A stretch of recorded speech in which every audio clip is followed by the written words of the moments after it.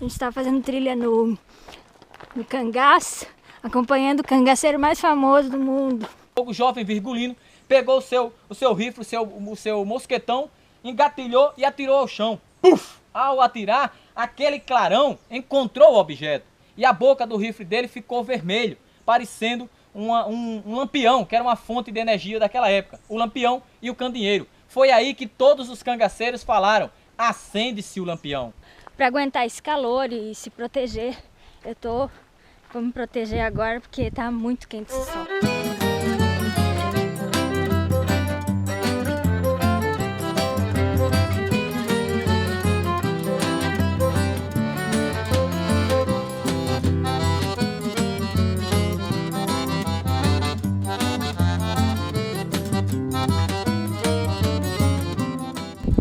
Aqui é um leito de rio, aí começa a aumentar as pedras e começa a ficar um pouco mais verde, um pouco mais fresquinho. Tem um vento correndo agora, que antes não tinha.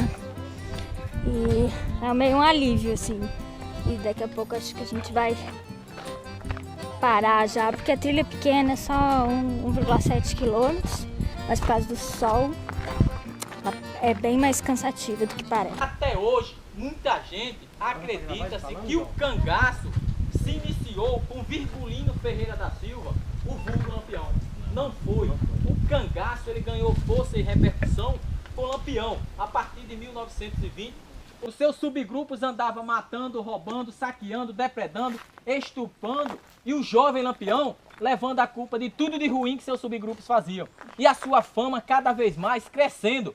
E a própria polícia, na caçada aos cangaceiros, se vestia semelhante aos cangaceiros e até então fazia a mesma coisa. Roubava, estrupava, saqueava, depredava e botava a culpa no bando de Lampião para jogar a sociedade contra o movimento cangaço.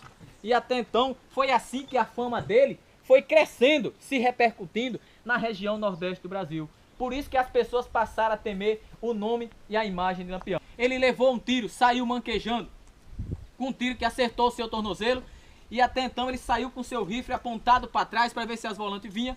Quando ele se virou, ele bateu com o rosto em um cacto por nome de Quipá, exatamente um cacto daquele ali, ó, parece uma palmazinha. E então o espinho do Quipá perfurou exatamente seu olho direito, no qual ele já tinha o início de glaucoma no seu olho direito. Foi quando ele passou a utilizar o tapa-olho e aquele óculos redondinho, que aqui no sertão nordestino é conhecido como fundo de garrafa. Vai ao encontro do Padre Cícero e, chegando em Juazeiro, ele foi nomeado capitão patriótico do Exército Brasileiro e recebeu 300 contos de réis, um uniforme azul parecido com o do Exército Brasileiro, muitas armas e munições, a mais potente que tinha naquela época, que só o Exército possuía. E até então, o Lampião dizia que não queria combater a Coluna Prestes, porque os ideais de Luiz Carlos Prestes era muito parecido com o dele, de um movimento revolucionário. Ele dava mais que proteção à Coluna Prestes do que atacava a Coluna Prestes, não deixando que o Exército atacasse a Coluna Prestes.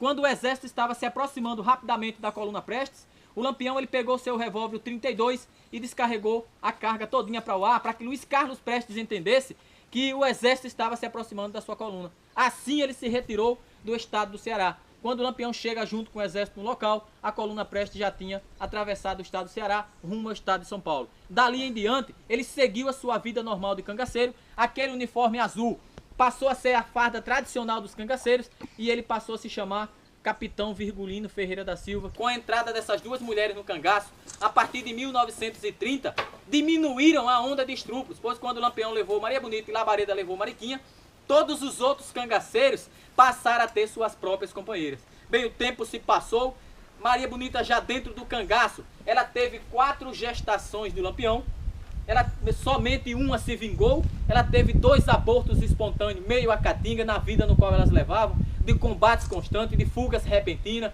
e então um menino nasceu, mas horas depois morreu, até que então ela deu à luz a uma linda menina, aqui nesse sertão desse estado, que é o estado de Sergipe. O Lampião deu uma certa quantia de dinheiro a ele, ele foi a Piranhas comprar mantimentos para Lampião, para eles que estavam aqui e para os outros chefes de subgrupos que estavam para chegar. Chegando em Piranhas, ele comprou muita coisa exagerada, que chamou a atenção da própria população e chegou aos ouvidos do sargento Aniceto Rodrigues, que foi no alto da feira verificar tudo o que estava ocorrendo na cidade. Quando ele chega lá, vê aquele coiteiro comprando aquele monte de coisa, bebidas em grande quantidade, queijos, rapadura, farinha seca, carne seca, e então ele disse para a população ficar despreocupado que as forças policiais estavam indo atrás de Lampião lá em outra região, que era na cidade de Canapi, Alagoas. Por que ele passou essa falsa mensagem? Porque ele sabia que aquele coiteiro ali na feira, comprando todos aqueles mantimentos, ali estavam os olhos e os ouvidos de Lampião.